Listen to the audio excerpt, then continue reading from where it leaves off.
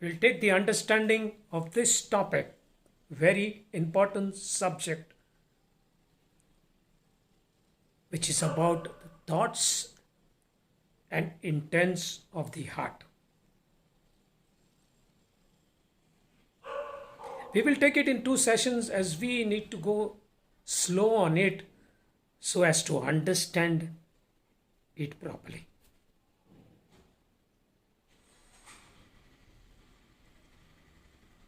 God's ultimate promise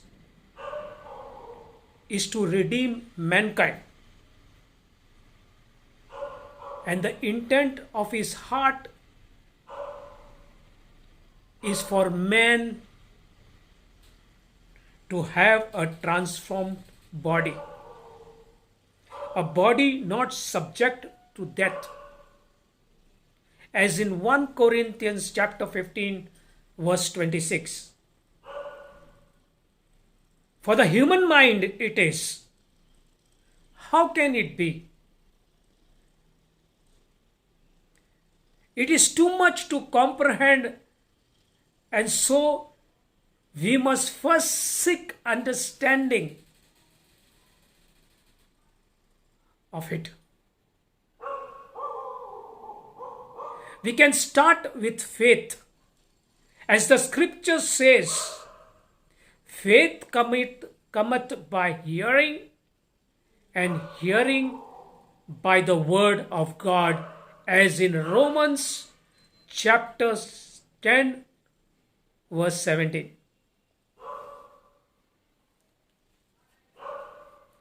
Nothing happens without faith, as the scripture says. Our prayer request is that the Holy Spirit show us what is our responsibility so that we may be led to having a transformed body.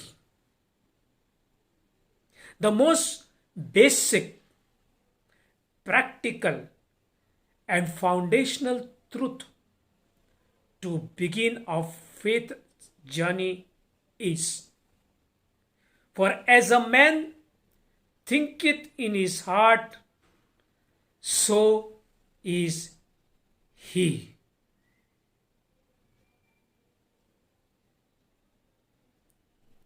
Proverbs chapter 23 verse 7. Notice that the scripture says, thinketh in his heart.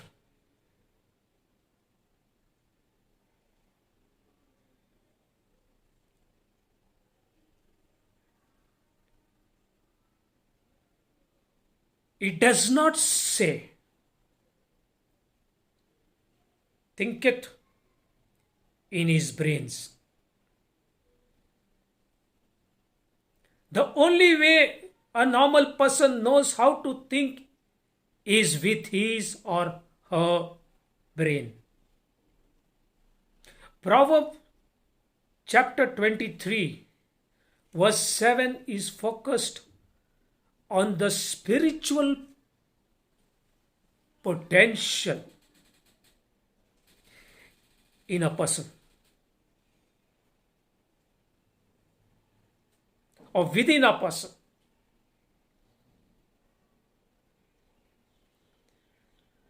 The word heart here signifies a deeper and higher aspect of thinking. The heart is the mind of Christ.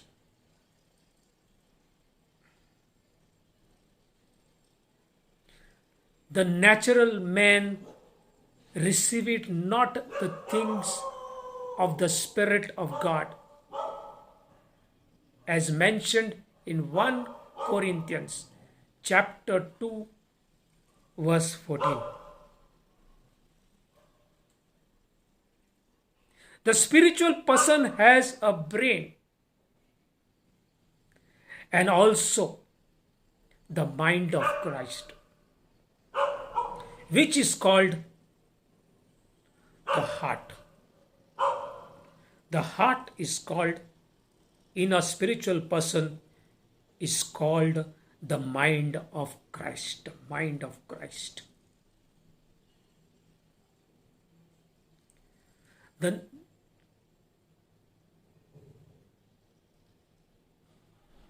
The spiritual person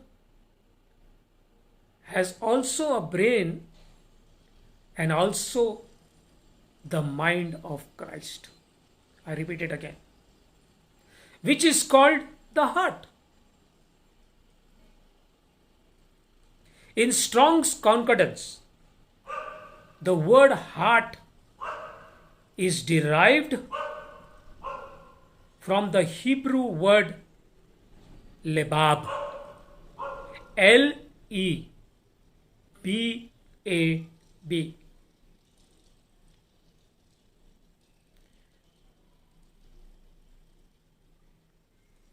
It means to be enclosed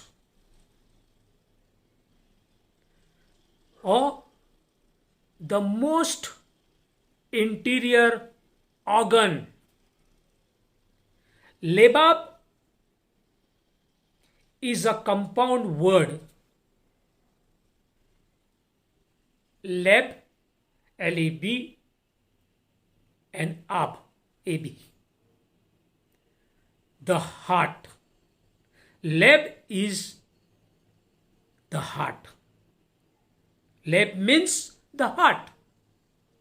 And ab means father. And together it is the heart of the Father.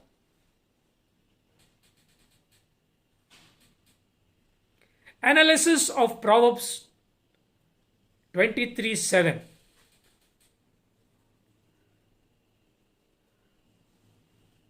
Is the lebab, heart of the Father, should be the origin of our thoughts and our words. The heart, mind you, the heart is not the brain. And that is the spiritual goal.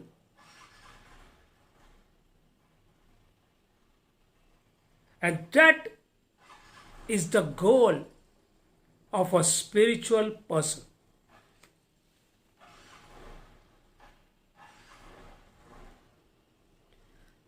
Look at Deuteronomy chapter 8, verse 2. It says, and thou, Israel, thou means Israel, shall remember all the way which the Lord thy God led thee these 40 years in the wilderness. For what? To humble thee, to prove thee, to know what is in thine heart, whether thou wouldst keep his commandments or no. Nothing has changed today. What comes of our mouths today proves to us whether our words originated from our brains or from our hearts. Yeshua said that a person is defiled by what comes out of his mouth. Matthew chapter 15, verse 11.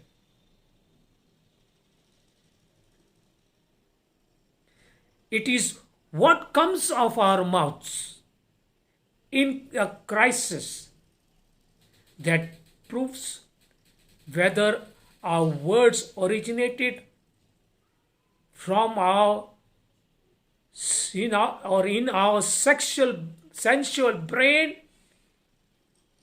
or in the heart of God. Everything that happened to Israel was for our instruction.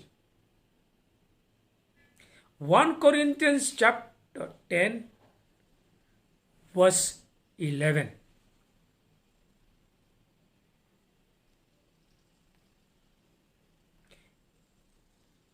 In Egypt, God had exposed Israel to the ultimate materialistic society.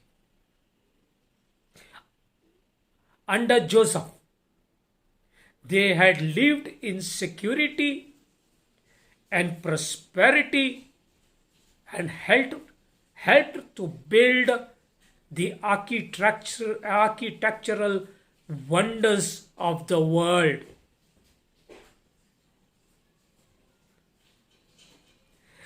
But after Joseph's death, their favor deteriorated.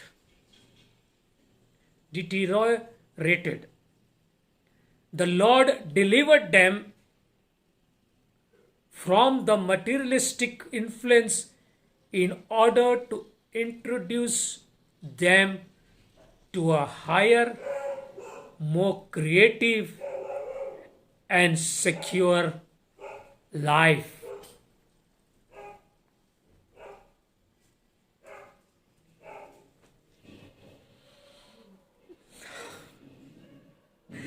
The contrast between the sensual brain and the spiritual mind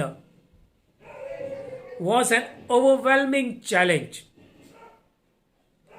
They had a spiritual mind, otherwise, they would not have heard God at Mount Sinai.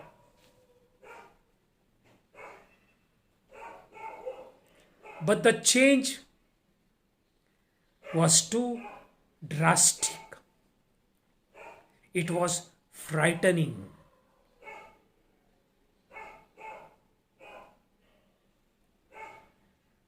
Remember what Matthew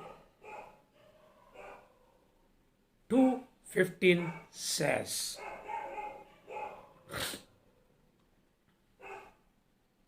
Out of Egypt have I called my son.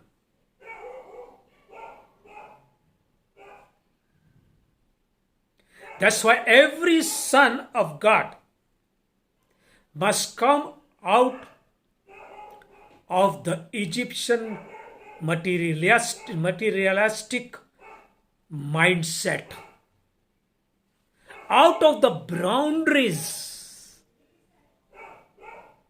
of the sensual, sense-ruled realm of the brain, and into the faith dimension of the mind of Christ.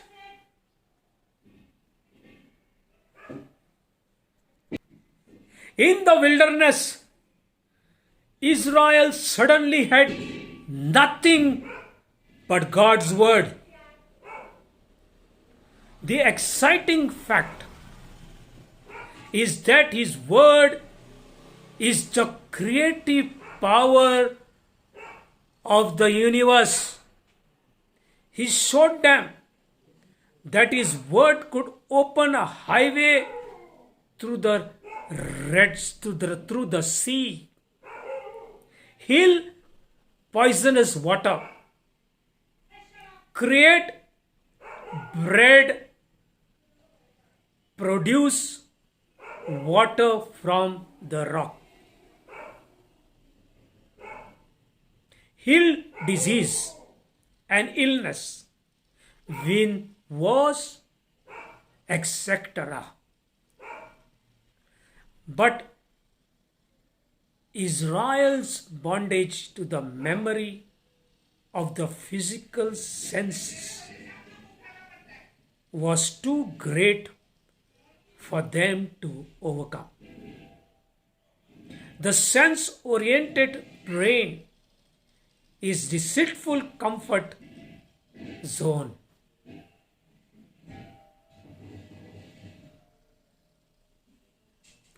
Yeshua showed us that the only way out of the sense control is to die to that mind, that self.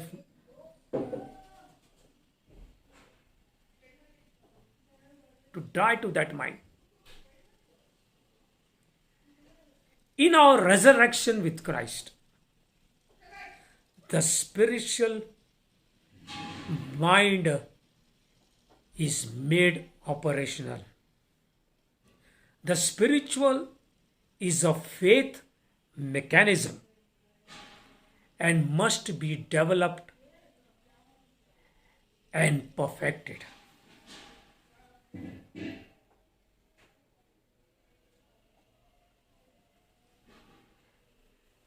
And that's why God said in Deuteronomy chapter 8 verse 2, "And thou, Israel, shall remember all the way which the Lord thy God led thee these 40 years in the wilderness,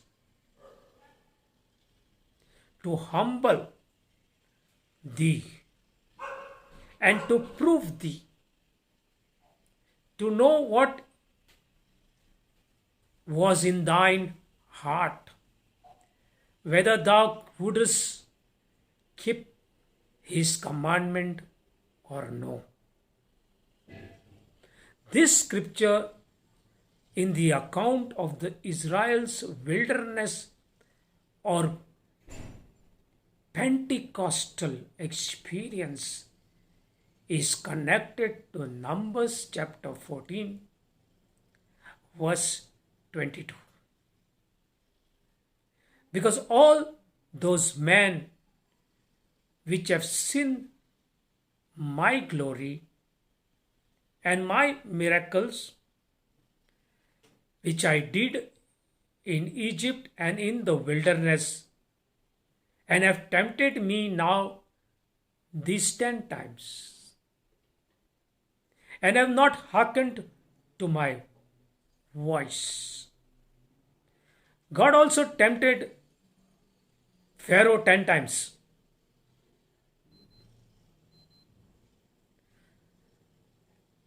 Pentecost is incomplete without a tabernacle experience.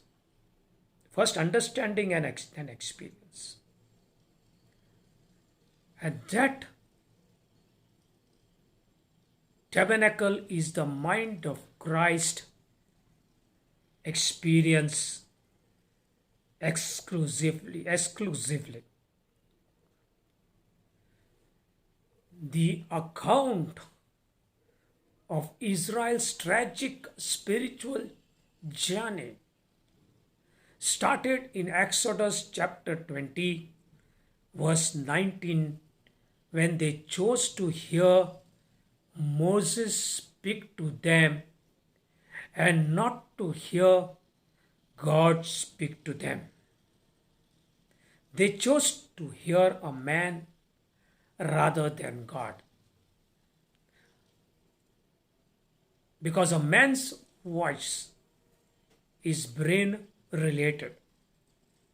It gives the brain a choice.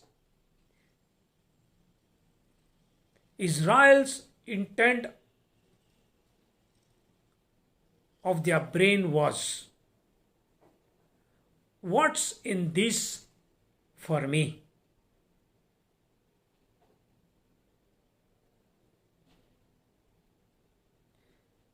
What do I get out of this?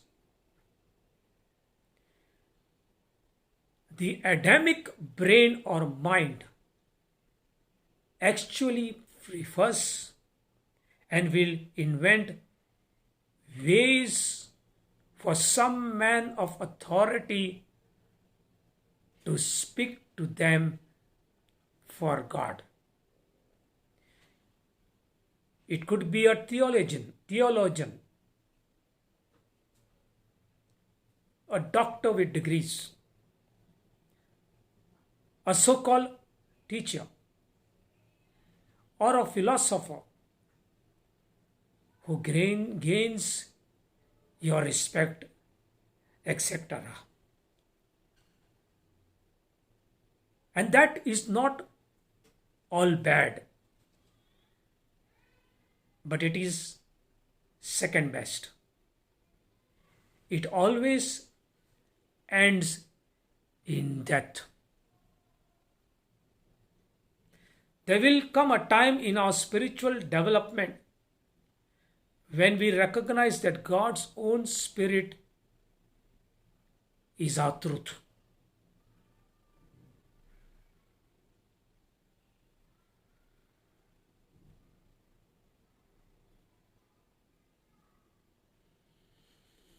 We must learn from Israel.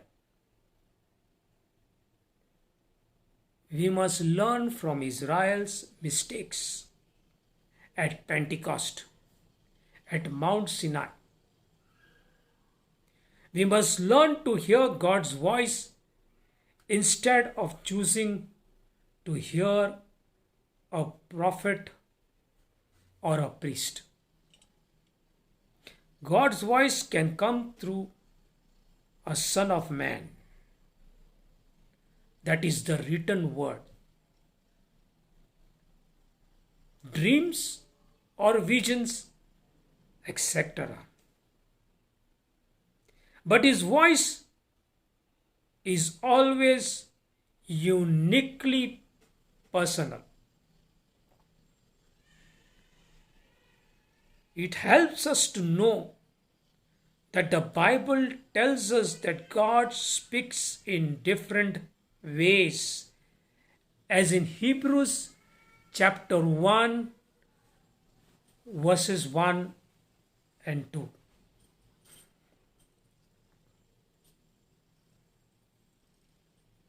It says, God who at sunrise, means at various times and in diverse or different ways or manners, spoke in time past unto the fathers by the prophets through dreams and visions,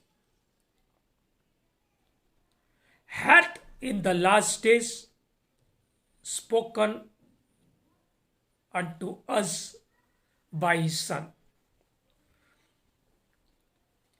You will notice that the word his in that scripture is in italic,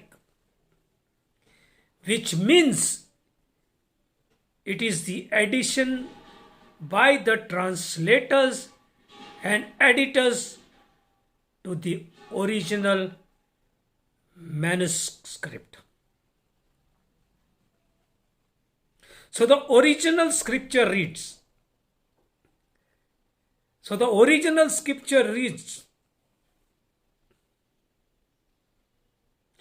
in these last days, God speaks to us by Son. I repeat it once again. In these last days, God speaks to us by Son. Not his Son, but by Son. If we correlate the feast to the times and season, then the last days are representatives of the Feast of Tabernacle days, when God speaks directly to his sons.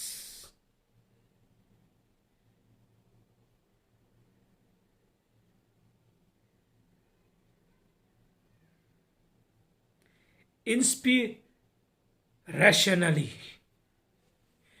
in His Son,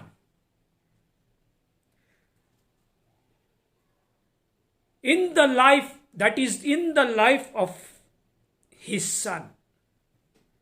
We each are at the Passover level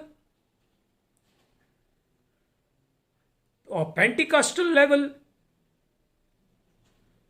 or tabernacle level. But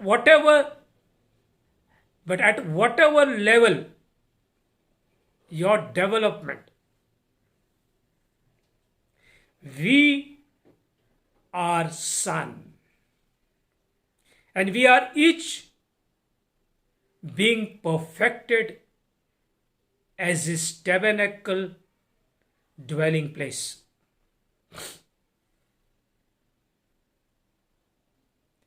In Joel chapter 2, Joel chapter 2, verses 28 and 29 adds, and it shall come to pass afterwards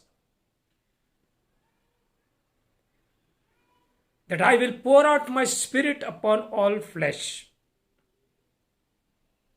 and your sons and your daughters shall prophesy. Your old men, that are the elders, shall dream dreams. Your young men, that are the chosen ones, shall see visions. And also upon the servants and upon the handmaids in those days, I will pour out my spirit.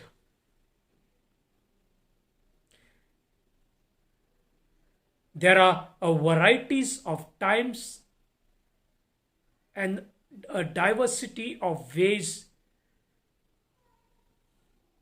that our fathers speak to us, and we are promised that if we ask, we shall receive.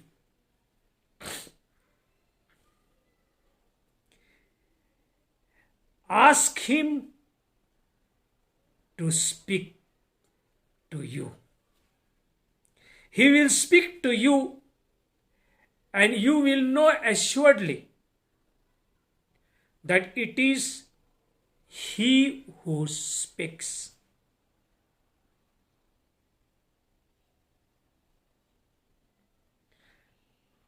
When God spoke to Samuel, Samuel went to Eli, the preacher or the priest, to have Eli tell him what God wanted.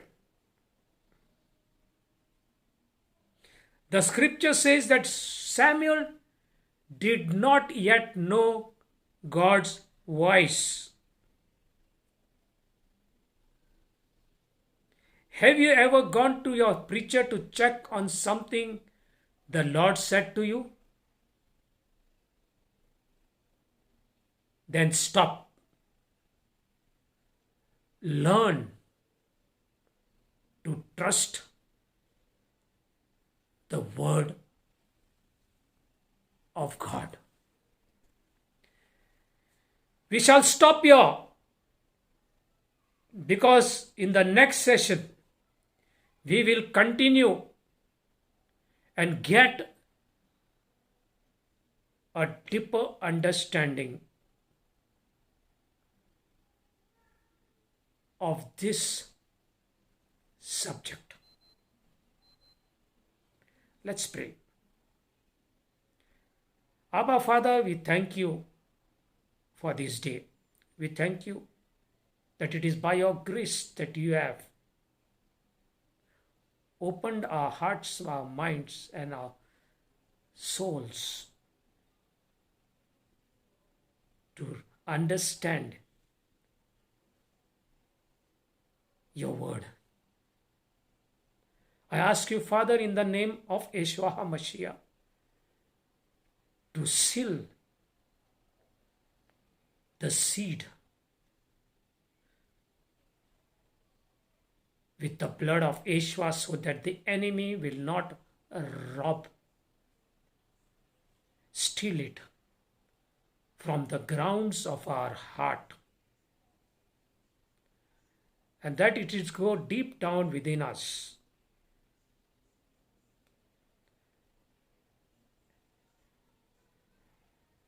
Germinate and grow into a mighty tree which will bear fruit in our lives. We give you all the glory, honor, and praise because it only belongs to you. In Yeshua HaMashiach's name, Amen.